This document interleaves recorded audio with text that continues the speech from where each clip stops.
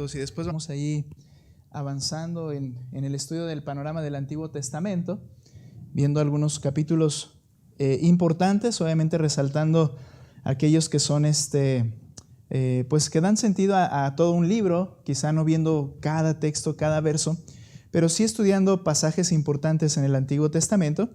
Y estamos en 2 de Samuel, por favor les invito a que vayan para allá. Estábamos viendo el capítulo 11, en donde vemos el pecado de David. Nuestro tema que iniciamos la semana anterior es la caída de un creyente. Y en ese tema veíamos cómo es que el creyente cae en pecado. De hecho, podemos ver cómo es que el pecado se comete en el hombre. Y veíamos que todo inicia con deseos no gobernados, con pasiones fuertes que el hombre, que controlan al hombre. Y entonces, cuando esas pasiones que están dentro de nosotros son atraídas por las cosas que esas pasiones desean y nosotros entonces cedemos, en ese momento nosotros caemos o aceptamos el pecado. Esto nos lleva a darnos cuenta que hay pecados ocultos. Veíamos el ejemplo con David, cómo en el caso de David, él comete, ¿verdad?, ese pecado de tomar a Betsabé, de quitarle la vida a Urías. Pero también nos damos cuenta que todo comienza con pecados ocultos, con pecados pequeños que aparentemente no son visibles para nosotros y para los demás. Pero al final desembocan en ese pecado, ¿verdad?, que queda a la luz, que queda visible. Y hablábamos de eso, ¿verdad?, de cómo hay pecados ocultos los cuales debemos tratar. David pecó de una manera horrible, de una forma en que ningún otro rey, bueno, hablando de Saúl, no había sucedido, ¿no? Saúl no mandó matar a nadie de esa manera. Bueno, mató a todo un pueblo cuando se puso en su contra, pero de una manera tan traicionera, matar a uno que confiaba en él, como era Urías, que era uno de sus valientes, para tomar su mujer. Esto lo hizo David. Entonces, cuando vemos esa parte, hermanos, nos damos cuenta que el creyente, gracias, hermana, que el creyente puede caer, muy amable, podemos caer en pecado. Y estábamos viendo ese proceso. La tentación no es pecado en sí, pero la tentación se vale de las pasiones que hay dentro de nosotros. Y solamente para enfatizar algo, una cosa más, es que Satanás nos conoce perfectamente. Y por eso es llamado el tentador, porque él puede ver cuál es nuestra área preferida. Él se da cuenta de lo que estamos viendo porque nos observan. No solo Satanás, ya explicamos que él no es omnipresente, pero todo su imperio de demonios que se rebelaron contra Dios desde el principio, están observando, están motivando, están propiciando para que el hombre peque contra Dios y particularmente los creyentes. Hoy hablaremos, o los que se dicen ser creyentes, hoy hablaremos de eso. El diablo no puede ver el corazón para decir este es salvo y este no. De hecho, creo que a la luz de la Escritura, Satanás cree que todos somos unos farsantes. Satanás piensa que solamente por conveniencia seguimos al Señor y en algunas ocasiones no está muy lejos de la realidad.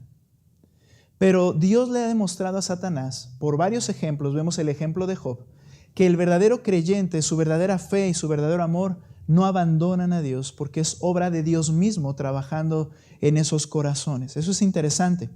Sin embargo, Satanás entonces nos conoce por observación. Ahora, hablamos de la caída en pecado del hombre. Y ahora en la parte 2 de este tema, vamos a hablar cómo el pecado no queda en impunidad. Hablando del mismo David. Lo mencioné al final de la sesión pasada, pero ahorita vamos a verlo de manera completa. La caída del creyente y mencionamos el pecado no queda impune. Ahora, vayan conmigo a 1 de Samuel, capítulo 11, verso 27. Nota cómo cierra el capítulo 11 de 2 de Samuel. Mira cómo cierra este texto, el 11, 27.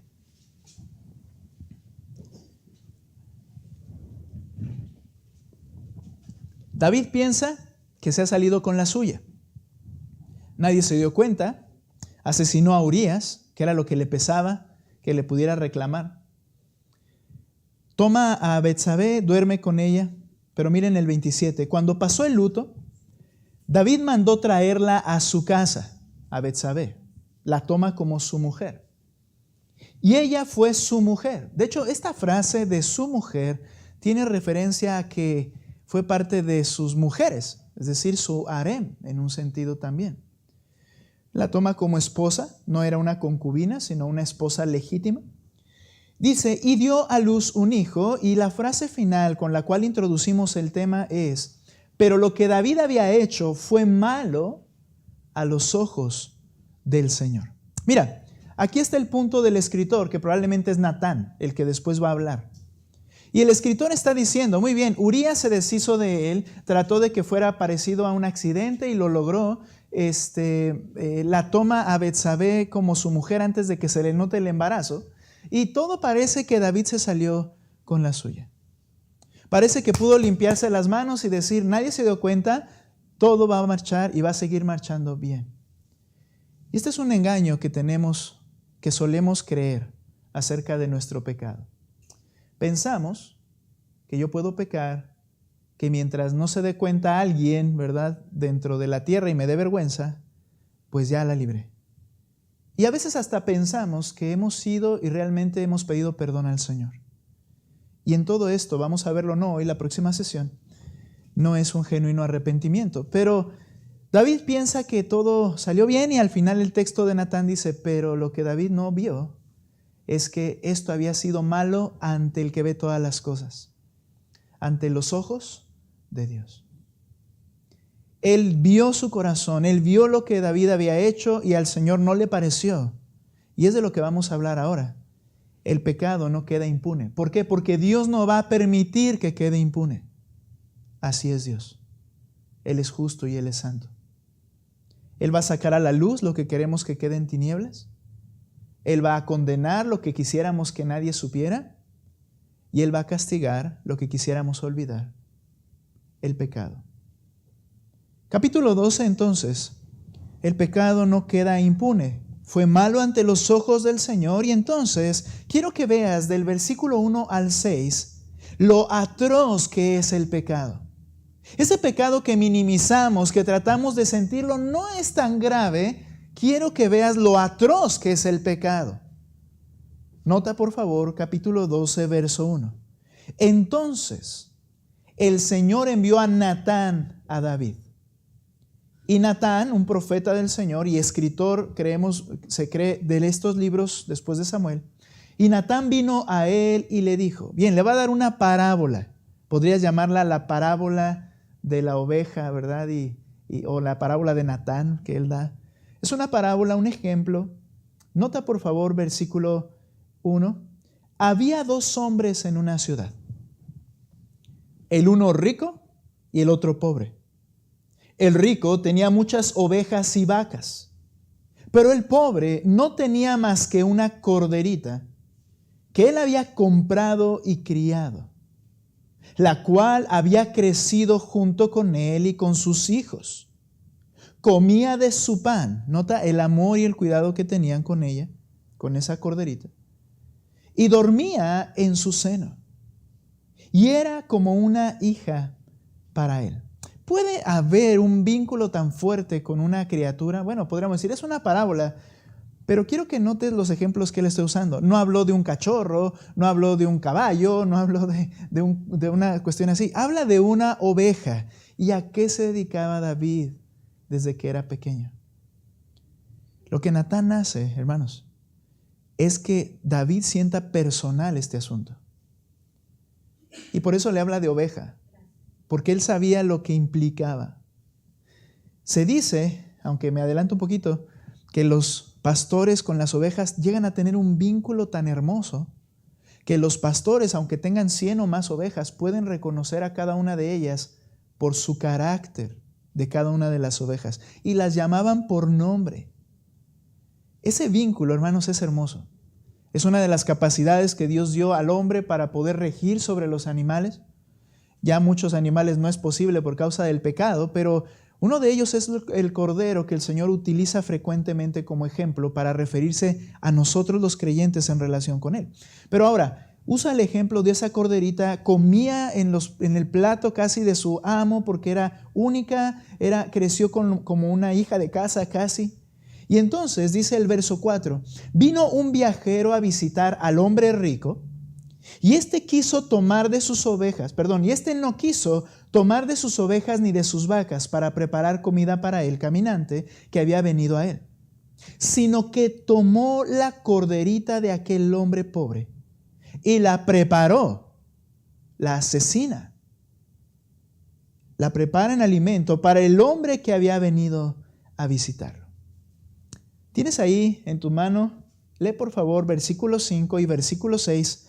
Fuerte, hermanos, fuerte. Somos pocos pero sustanciosos, decimos seguido. Adelante, hermanos, fuerte. ¿Qué dice? Y se encendió la ira de David en gran manera contra aquel hombre, y dijo a Natán, vive el Señor, que ciertamente el hombre que hizo esto merece morir. Y debe pagar 4 veces por la cordera, porque hizo esto y no tuvo compasión. Cuando Natán expresa esta parábola, toca las fibras más sensibles de David, como ya mencioné, porque él había experimentado ese vínculo entre un pastor y la oveja.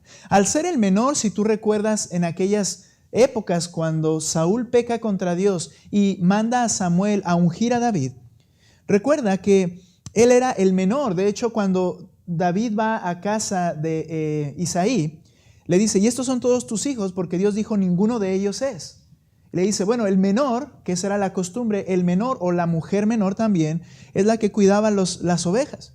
Y dice, pero está cuidando las ovejas, vamos a esperar hasta que venga. Era su labor desde muy pequeño. Ahora, también recuerdas que cuando quiso luchar contra Goliat, ya había sido ungido por Dios, ya el Espíritu Santo estaba con él, aunque seguía siendo un adolescente, un joven. Y dice la Escritura que Goliat retaba al pueblo de Israel y él fue a ver quién era ese que estaba gritando, de tal manera que su hermano Eliab, el mayor, le reprocha, dice en 2 de Samuel 17:28, les leo, presten atención. Eliab, su hermano mayor, oyó cuando él hablaba con los hombres, estaba preguntando qué es lo que iban a hacer al que peleara contra Goliat. Y entonces se encendió la ira de Eliab contra David. Él ya sentía celos por lo que había visto, había sido ungido. Y le dijo, ¿por qué has descendido acá? ¿Con quién has dejado aquellas pocas ovejas en el desierto? Yo conozco tu soberbia y la maldad de tu corazón, que has descendido para ver la batalla. Si decimos que los pastores y las ovejas crean un vínculo, algo interesante acá es que el rebaño de Isaí no era enorme. Eran pocas ovejas, dice Eliab. Y David se encargaba de ellas. Él, podríamos asegurar algo, él las amaba. ¿Y sabes por qué lo creemos así? Cuando David escribe el Salmo 23, él pinta un cuadro de cómo un pastor cuida a sus ovejas para decir cómo Dios guarda al creyente. Y dice, Jehová es mi pastor, nada me faltará. En lugares de delicados pastos me hará descansar, junto a aguas de reposo me pastoreará, confortará mi alma. Y comienza a explicar cómo el pastor cuida, ama, vela por esas ovejas. Y ellos tenían pocas ovejas. Y David sabía lo que eso implicaba. También cuando se ofrece ante Saúl y dice, yo voy a ir a derrotar a Goliat, le dice en el capítulo 17, 34 al 35, David respondió a Saúl, su siervo, no, escucha esto, hablando de David, su siervo apacentaba las ovejas de su padre, y escucha, y cuando un león o un oso venía y se llevaba un cordero del rebaño, yo salía tras él, lo atacaba y lo rescataba de su boca. ¿Por qué? ¿Acaso a Isaí no le interesaría más la vida de su hijo David como para ir a pelear con un oso o con un león? Y era real. No, habla del vínculo que David tenía con sus ovejas y cómo las amaba, que arriesgaba su vida. Ahora, el Espíritu estaba con él ya, recuerda, y él hacía proezas realmente. Dice, entonces yo atacaba y rescataba de su boca al cordero, y cuando se levantaba contra mí, venía el oso y lo atacaba. Nota esta frase, solamente Sansón lo llegó a hacer. Lo tomaba por la quijada, habla de que usaba sus manos. De ese niño pequeño, o bueno, ese joven, lo hería y lo mataba. El Espíritu de Dios estaba dentro de él y lo capacitaba con una fuerza sobrehumana. Pero el punto es, él arriesgaba su vida por amor a esas ovejas. Y lo vemos desparramada esa idea en todo el libro de los Salmos. Natán toca las fibras sensibles de David. ¿Y qué pasa con David? Dice el verso 5, y se encendió la ira de David en gran manera contra aquel hombre. David pensaba que lo que Natán le estaba trayendo era un caso, como había habido muchos, en los que Natán funcionaba de alguna manera como juez y ayudante de David, en el cual le dice, mira, una cosa sucedió, y David casi que era, ¿dónde fue? Porque ese hombre merece morir. El que tomó el cordero, la corderita única de esta familia pobre, para no querer usar de sus corderos y matarla, no fue misericordioso con esa familia, merece morir. Ahora, se levanta, dice, la ira de David se enciende contra aquel hombre. Dijo a Natán, vive el Señor, que ciertamente el hombre que hizo esto merece morir y debe pagar 4 veces por la cordera, porque hizo esto y no tuvo compasión. La ira de David era justa. Esta frase, se encendió en ira, significa se encendió su rostro. Lo que está haciendo Natán al escribirnos es describir vívidamente cómo vio la expresión de David al momento de platicarle la parábola. Cómo explotó, cómo manifestó el rostro de David una ira, un enojo profundo. Tiene la idea, esta palabra de furor o ira, simplemente fosas nasales, enojo y fosas nasales. ¿Qué tiene la idea? ¿Tú has visto cuando alguien está realmente enojado? Y cómo respira y cómo las fosas nasales se abren, ¿verdad? Cuando está alguien, ¿cómo se le dice a los toros cuando están bufando o mufando? Bufando, con B. Bufando, ¿verdad? Y esa nariz abierta, esa es la idea. Cuando Natán vio a David, vio cómo se encendió en ira, su rostro estaba demudado. El juicio de David que ejecuta, o el juicio que menciona David, es severo pero justo. Dice, debe morir. Ahora, ¿la ley dice que debía morir? No, porque solo tomó una cordera. Pero David entendió el cuadro y David lo hizo personal y entendió que fue un acto sumamente inmisericordia, un acto que merece la muerte porque es el resultado de lo que hay en el corazón de ese hombre que no tiene piedad ni consideración. Ahora, ese juicio que David ejecuta era el correcto, severo pero justo. David sabía lo que la ley decía. Y esto nos muestra que la dominaba perfectamente. ¿Qué dijo? Debe morir, pero tiene que pagar 4 veces la cordera.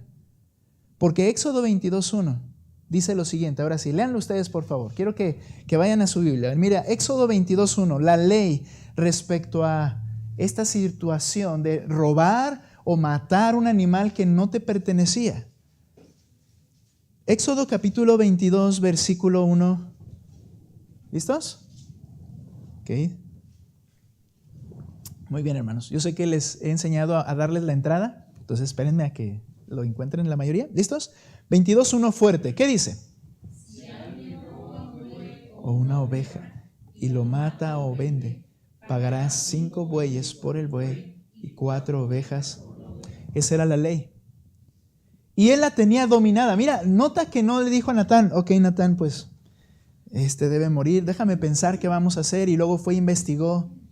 Por eso la Biblia previa, textos antes, decía que él administraba justicia y equidad en toda su nación. Tenía la ley de Dios en su mente, en su corazón, a tal grado que inmediatamente sabía lo que tenían que hacer. ¿Qué tiene que hacer? Tiene que dar 4 tantos, tiene que reponer con 4 ovejas, aunque merece morir. David quería matar a este hombre, pero sabía lo que la ley realmente decía. Tenía que devolver 4 tantos cuando era una oveja. Pero sabía y entendía que el hombre merecía más. Y es que la acción, como dije, revela el carácter perverso de tal hombre, y David lo reconoce con claridad. No tuvo compasión, dice. Aquí podemos entender algo y pensar en algo aquí en casa. Vemos cómo el hombre, tú y yo, tenemos la habilidad de aplicar la justicia clara, correcta, a los demás. Pero el hombre No tiene la capacidad para ver sus propios pecados. Cuando David le platican eso, él ya dio vuelta a la página.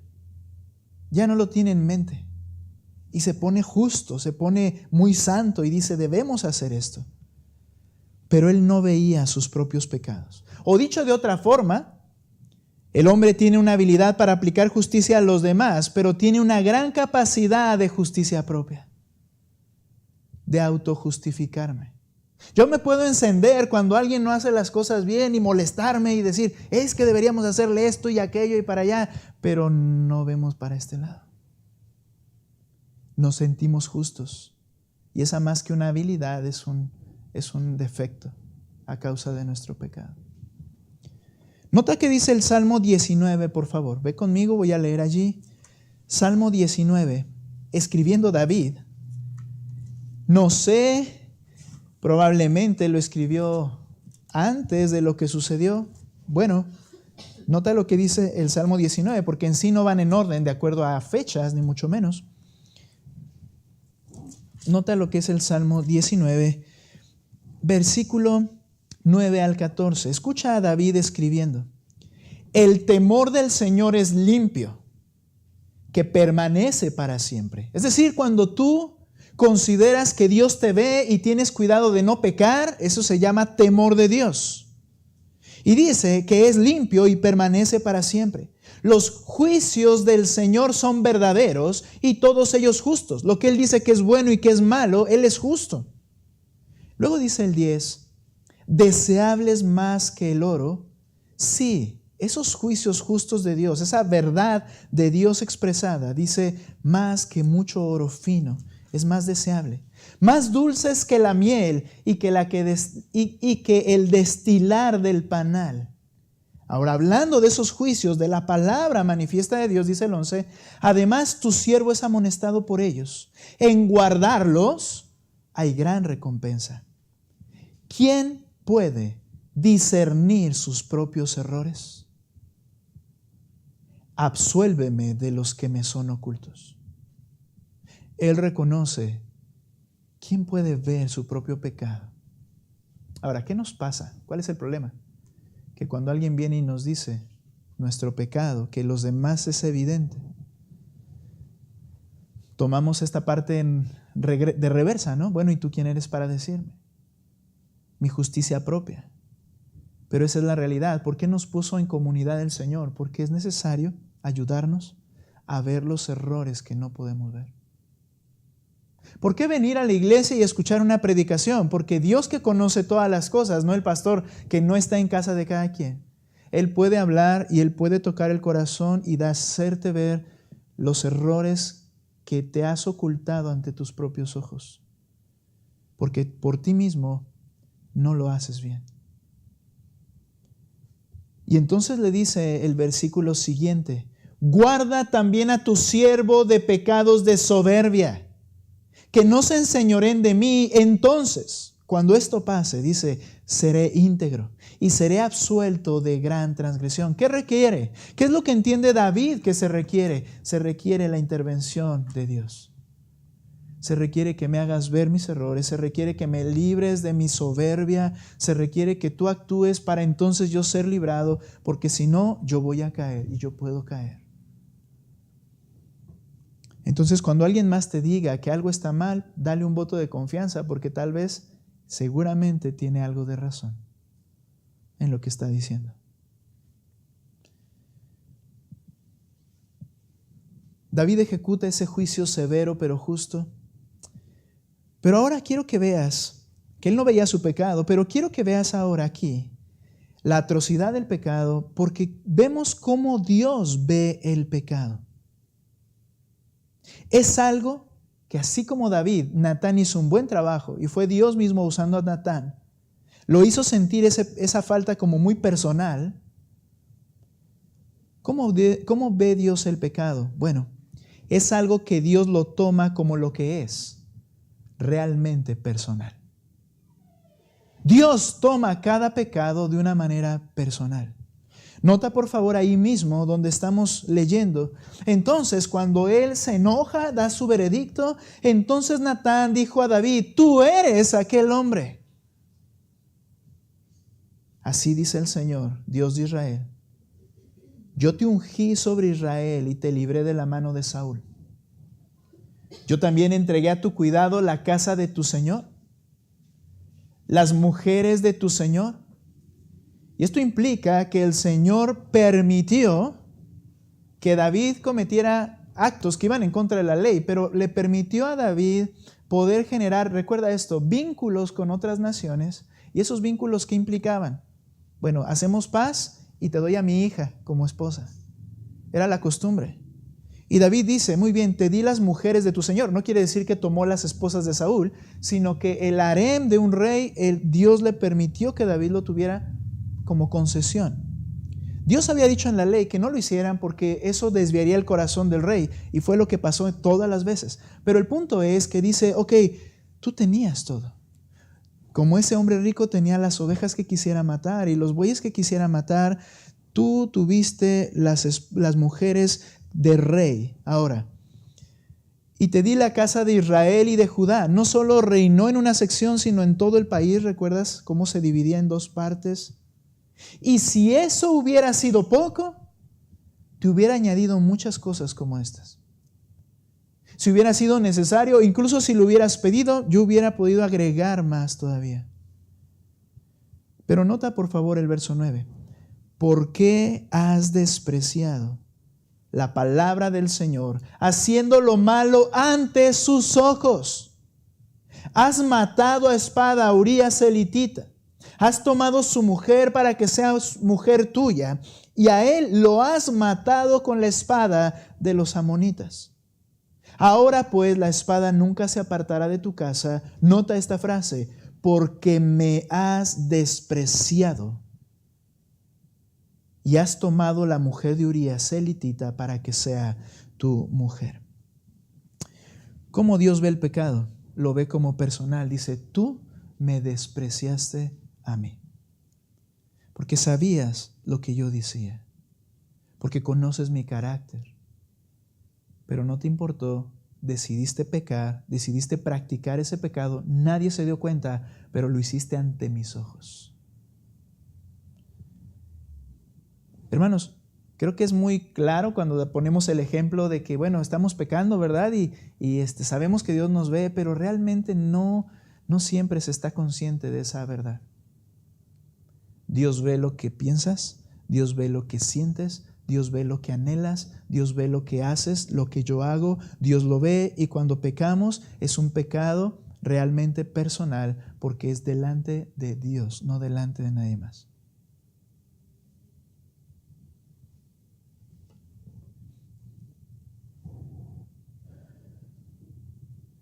Vemos ingratitud hacia Dios, te di todo y Él no agradeció, sino que hizo esto, despreciando. Vemos que despreciar la palabra dada por Dios es despreciar a Dios mismo. Primero dice, despreciaste la palabra del Señor, y luego dice, me has despreciado. Esta es una verdad que debe ayudarnos, hermanos, y debe remover el temor del Señor en nuestro corazón. Cuando tú escuchas algo y lo escuchas y lo escuchas y dice el Señor algo que tienes que hacer, entiéndeme que no es el pastor, lo veíamos en matrimonios un poquito, no es el pastor el que está siendo insistente en un tema. Es Dios el que te está hablando, pero si tú desprecias su palabra, le estás despreciando a Dios mismo. Si tú no valoras la palabra de Dios como que es Dios mismo, lo estás despreciando a Él mismo. Cuando alguien rechaza nuestro evangelio, no nos está rechazando a nosotros, está rechazando a Dios mismo. Cuando alguien cambia las normas de Dios por las normas de este mundo, no está despreciando las normas de la iglesia Emanuel, está despreciando la palabra de Dios, está despreciando a Dios mismo. Y algo más acerca de cómo Dios ve el pecado aquí.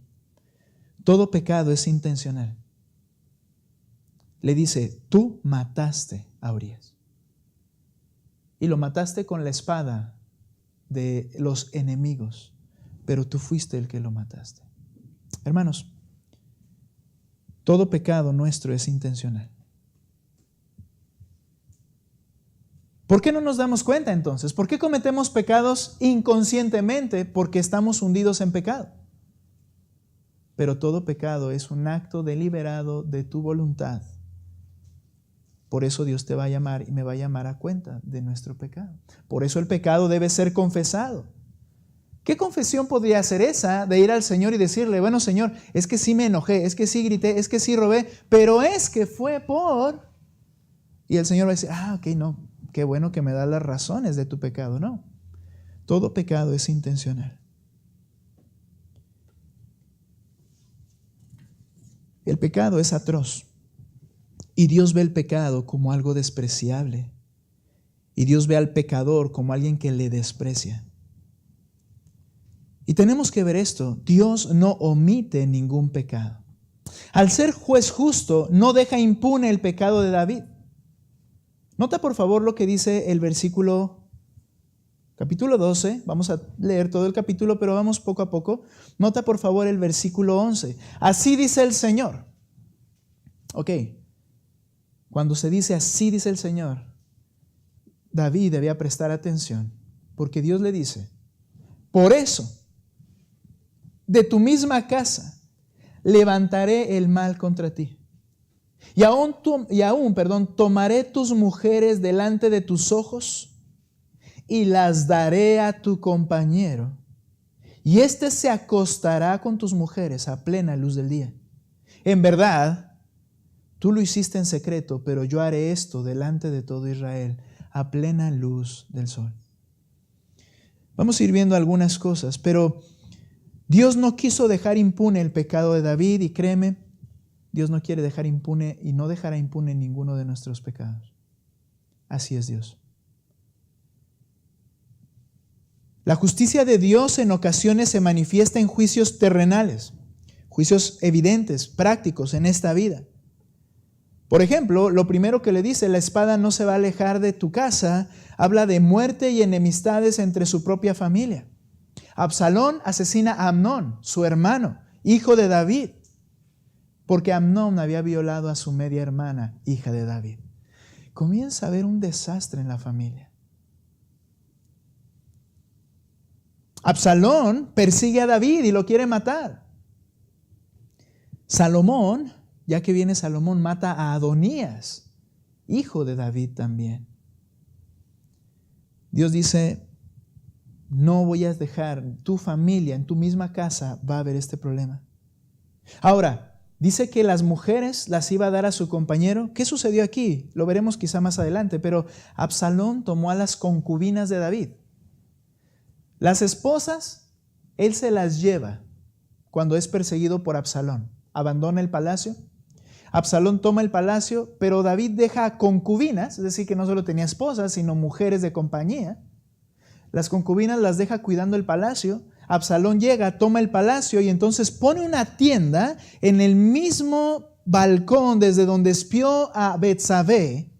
Y en ese balcón coloca una tienda y allí duerme, hace una atrocidad, hace una perversidad, pero duerme donde lo veía todo el pueblo con sus mujeres de David, una por una, para que vean que él estaba dominando a su padre. Le dijo el Señor, tú lo hiciste a escondidas, ¿no? Bien, esto va a ser a la luz, a presencia y ojos de todos. ¿Y sabes qué? Lo veremos un poquito aquí, unos pasos adelante. Todos supieron entonces lo que David había hecho. No quedó oculto. Y todos decían, esto es por lo que David hizo.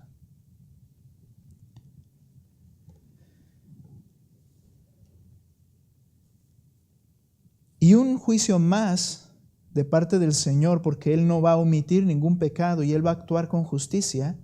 Él va a castigar el pecado. Nota lo que dice el versículo 13. Entonces David dijo a Natán, he pecado contra el Señor. Lo reconoce allí. Y Natán dijo a David, el Señor ha quitado tu pecado, no morirás. Ahorita vemos eso. Sin embargo, por cuanto con este hecho has dado ocasión de blasfemar a los enemigos del Señor, ciertamente morirá el niño que te ha nacido. Y Natán regresó a su casa. Otro juicio de Dios fue: va a morir el niño que ha nacido de Betsabé. Y Dios lo llevó a cabo. Ese hijo concebido en su adulterio moriría. Podemos leer de manera rápida, yo sé que has leído esta porción, pero nota por favor, versículo 14 sigue: y Natán regresó a su casa, entonces el Señor hirió al niño que la viuda de Urías. Me llama mucho la atención que el escritor Natán la sigue llamando la viuda de Urías, no la llama la mujer de David. Y dice, el niño, hirió Dios al niño de la viuda de Urías que dio a David, y se puso muy enfermo. David rogó a Dios por el niño y ayunó y fue y pasó la noche acostado en el suelo. Los ancianos de su casa se pusieron a su lado para levantarlo del suelo, pero él no quiso y no comió con ellos. Sucedió que al séptimo día el niño murió. Los siervos de David temían informarle que el niño había muerto, pues se decían, si cuando el niño todavía estaba vivo, le hablábamos y no nos escuchaba, ¿cómo pues vamos a decirle que el niño ha muerto? Puede hacerse daño. Pero viendo David que sus siervos susurraban entre sí, comprendió que el niño había muerto y dijo a sus siervos: ¿ha muerto el niño? Ha muerto, respondieron ellos. Entonces David se levantó del suelo, se lavó, se ungió y se cambió de ropa. Entró en la casa del Señor y adoró. Después vino a su casa y cuando pidió le pusieron comida y comió. Así que sus siervos le dijeron: ¿qué es esto que has hecho? Mientras el niño vivía, usted ayunaba y lloraba, pero cuando el niño murió se levantó y comió pan. Y él respondió: mientras el niño aún vivía, yo ayunaba y lloraba, pues me decía: ¿quién sabe si el Señor tendrá compasión de mí y el niño viva? Pero ahora que ha muerto, ¿por qué he de ayunar? ¿Podré hacer que vuelva? Yo iré a él, pero él no volverá a mí. Entonces David consoló a Betsabé, su mujer, y vino a ella, y es la primera vez en que se menciona: David consoló a Betsabé, su mujer. Como si de alguna manera, a partir de allí, algo sucedió, de tal manera que Dios perdonó y validó la unión con Betsabé. Eso lo hablaremos la próxima semana. Algo sucedió. Se llama arrepentimiento. A partir de aquí la llama a la mujer su mujer. Y vino a ella y se acostó con ella, y ella dio a luz un hijo, y él le puso por nombre Salomón. Y el Señor Jehová lo amó. ¿A quién? A Salomón. Bien, ahora, Dios actuó de esta manera. Hace que el niño muera porque él castigó el pecado de David. Y quiero decir también que todo pecado trae consecuencias, sin duda. Quebrantar los lineamientos de Dios siempre resultará en algo corrupto, en algo dañino y lamentable.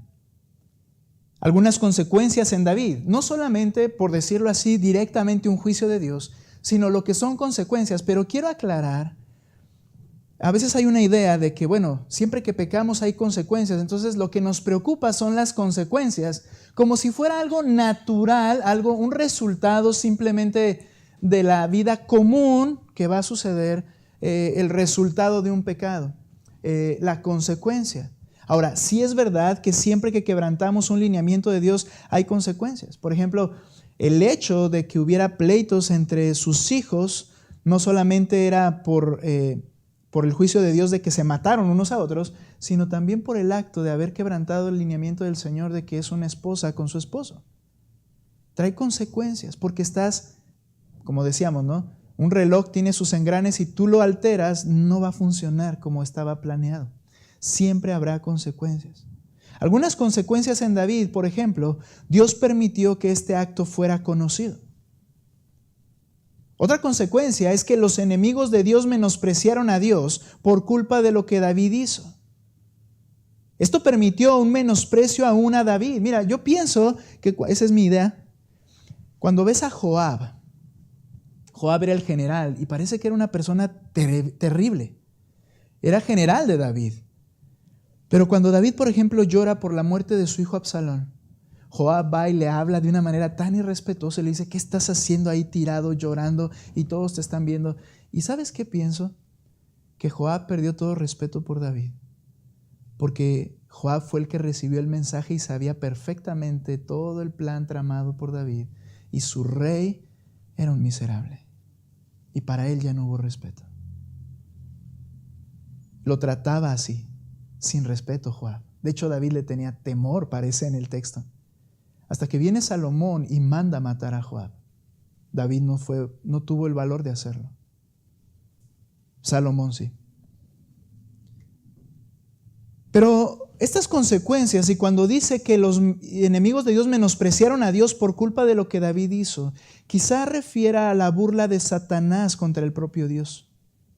Ve conmigo a Zacarías, por favor, capítulo 3, verso 1. Y mira este pasaje allí. Hablando del sacerdote Josué. Y leemos ahí en Zacarías, capítulo 3, verso 1. ¿No oigo Biblias? Estoy temeroso de que no sepamos dónde está Zacarías. Zacarías, Malaquías y luego sigue Mateo. ¿Ok? Muy bien, Zacarías. Mira lo que dice capítulo 3, verso 1, por favor. Ok, leo allí. Nota algo interesante en este texto. Entonces, al profeta Zacarías me mostró al sumo sacerdote Josué, que estaba delante del ángel del Señor. Él tuvo una visión espiritual, que estaba delante del ángel del Señor. Y nota, y Satanás estaba a su derecha para acusarlo. En esta escena, Josué está vestido de pecado. Es como Dios ve al hombre y como Dios veía a Josué, vestido de pecado. Y al lado está Satanás, dice, para acusarlo. ¿Recuerdas en el caso de Job? Cuando Dios le dice, oye, ¿has visto a mi siervo Job? Y dice, sí, pero él te sirve porque tú le das todo. Y está allí acusando a los que se dicen ser creyentes delante de Dios. Imagínate a Satanás. Cuando el hombre conforme a mi corazón, dijo Dios, había orquestado toda esta perversidad. Y estar frente a Dios y decir, ¿ya viste? Al que es el hombre conforme a tu corazón. Y creo que esto pasa porque mira Apocalipsis, por favor, capítulo 12, versículo 10, por favor. Apocalipsis 12, 10. Por favor, hermanos. Ok. Leo ahí. Entonces oí una gran voz en el cielo que decía, ahora ha venido la salvación, el poder y el reino de nuestro Dios y la autoridad de su Cristo. Porque, nota, el acusador de nuestros hermanos, el que los acusa delante de nuestro Dios día y noche, ha sido arrojado. ¿Cuál era su labor? Acusar a los escogidos particularmente, día y noche. Mira, creo que podemos aplicarlo, ese es mi pensar, que cuando dice el texto que los enemigos de Dios menospreciaron a Dios, se burlaron de Dios, particularmente tú puedes considerar a Satanás haciéndolo delante de Dios. Y sabes, esto pasa cuando nosotros deliberadamente estamos pecando y después poniendo una cara de cristiano, diciendo que soy cristiano, diciendo que soy salvo. Esta situación es lamentable. Ahora, lo que hay que entender es que va más allá de solo como resultados naturales propios del acto pecaminoso, sino que tenemos que entender que habla de Dios actuando en consecuencia contra el pecado. Si tú regresas ahí, tengo que terminar, entonces voy a ir rápido en esta parte, pero Dios dice que David merecía mayor castigo. Mira, ¿cuál era el castigo que merecía David? Versículo 13. Entonces David dijo a Natán, he pecado contra el Señor. Y Natán dijo a David, el Señor ha quitado tu pecado, no morirás. ¿Qué merecía David? La muerte. David merecía la muerte. Y le dice, pero Dios, antes de que él siquiera reconociera o pidiera perdón, Dios dice, ha perdonado tu pecado. Pero David merecía mayor castigo. Y soberanamente fue perdonado por Dios. David merecía ser desechado por Dios, como fue desechado ¿quién? Saúl. David merecía más aún que Dios lo desechara y le quitara el Espíritu Santo, que era el que le capacitaba. Por eso, estudiaremos esto la próxima semana, pero en el Salmo 51, que David lo redacta en el lapso de 7 días en que está llorando y sufriendo por el niño y clamando a Dios de manera constante, él escribe el Salmo 51 y mira lo que dice el verso 10. Salmo 51, versículo 10. Crea en mí, oh Dios, un corazón limpio. Renueva un espíritu recto dentro de mí. No me eches de tu presencia y no quites de mí tu Santo Espíritu. David sabía que merecía eso. Y dice, por favor, Señor, no quites el Espíritu Santo que me diste cuando fui ungido. ¿Recuerdas que en el Antiguo Testamento funcionaba diferente a cómo funciona ahora? Ahora fuimos sellados con el Espíritu y la promesa del Señor es que lo tenemos como garantía hasta el final de los tiempos. No va a estar viniendo, saliendo. Pero en el Antiguo Testamento sucedía eso. Venía, salía, los capacitaba y se volvía a ir. Y al rey Saúl le quitó el Espíritu. ¿Te acuerdas que se volvió loco? Y un demonio lo atormentaba. Y David tenía desde ese día el Espíritu en su corazón, en su vida. Y ahora sabía que él merecía que Dios le quitara el Espíritu. Esto no implica dejar de ser salvo, pero dejaría de ser capacitado por el Señor. Y le dice, no lo quites. Si tú lo quitas, ¿qué voy a hacer? Mira cómo se lo dice en el verso 12. Restitúyeme el gozo de tu salvación. Y susténtame con un espíritu de poder.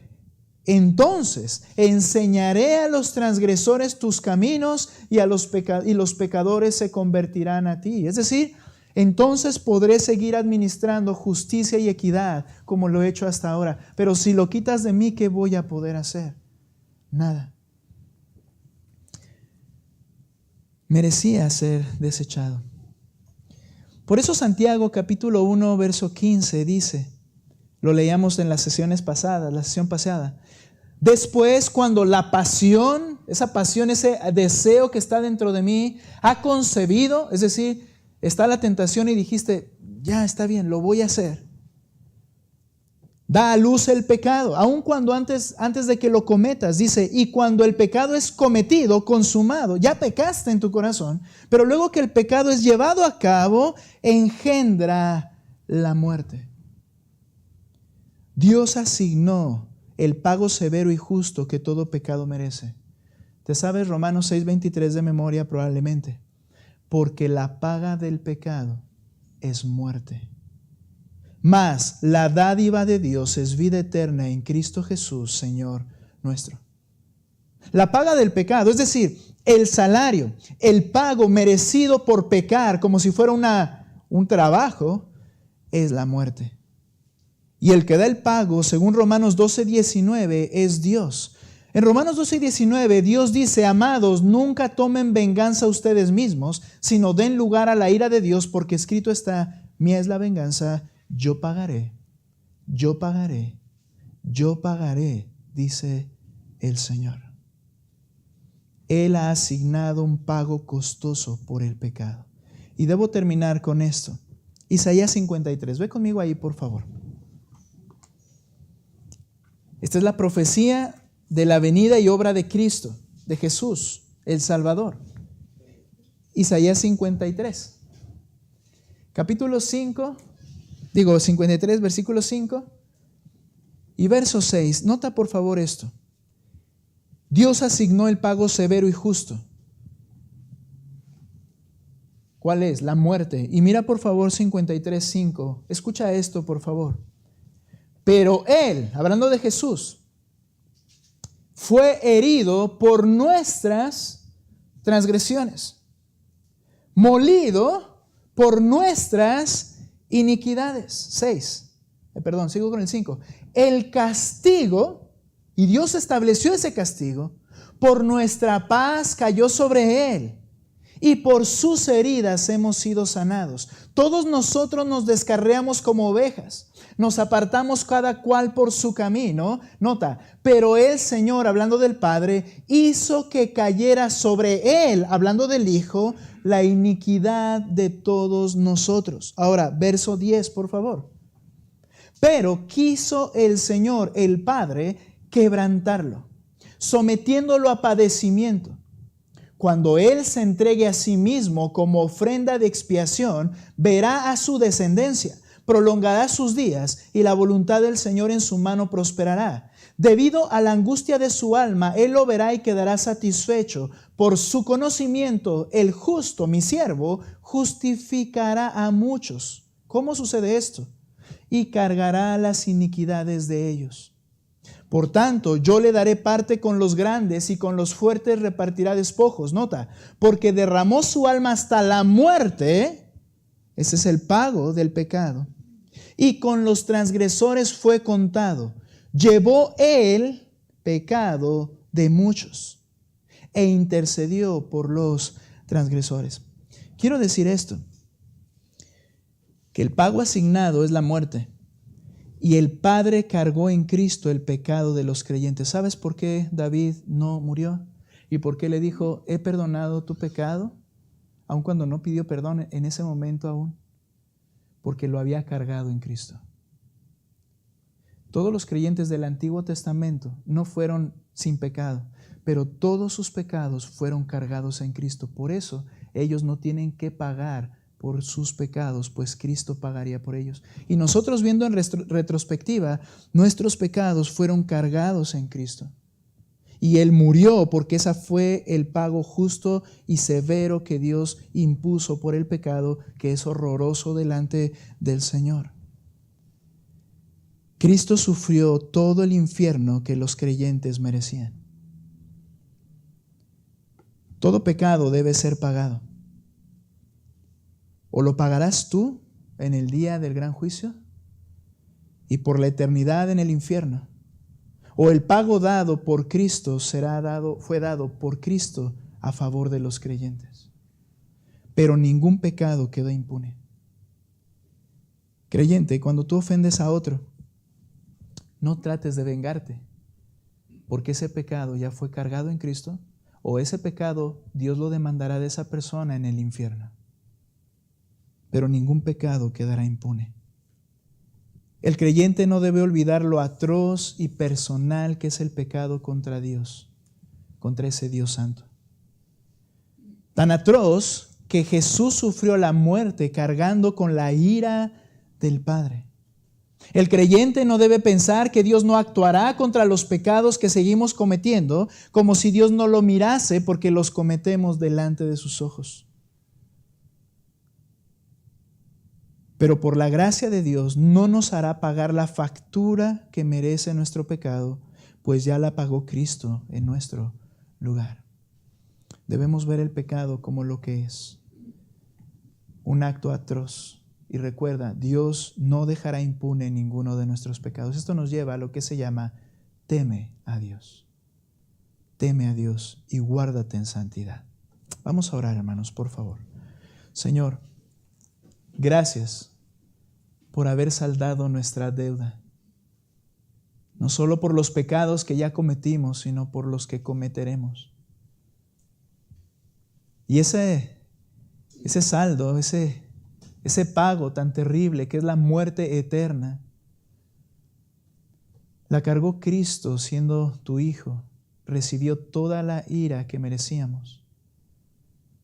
Pero esto no nos debe hacer olvidar lo horrendo que es el pecado. Señor, tú lo haces, no requiero pedírtelo, pero queremos ser honestos, mi Dios. Tú sacas a la luz el pecado. Te ruego, ayúdanos a ver nuestras faltas de manera misericordiosa a través de la observación de nuestros amados hermanos a nuestra vida.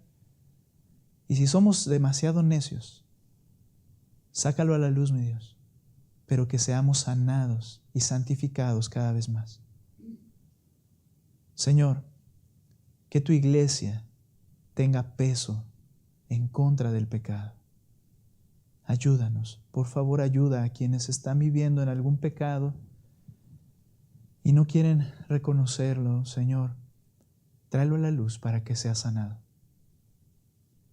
Te agradezco, Señor, por los ejemplos que nos das. Ahora, Señor, enséñanos la próxima semana cómo se ve un genuino arrepentimiento. Danos de tu gracia, mi Dios, en el nombre de Cristo Jesús. Amén. Puestos en pie, hermano.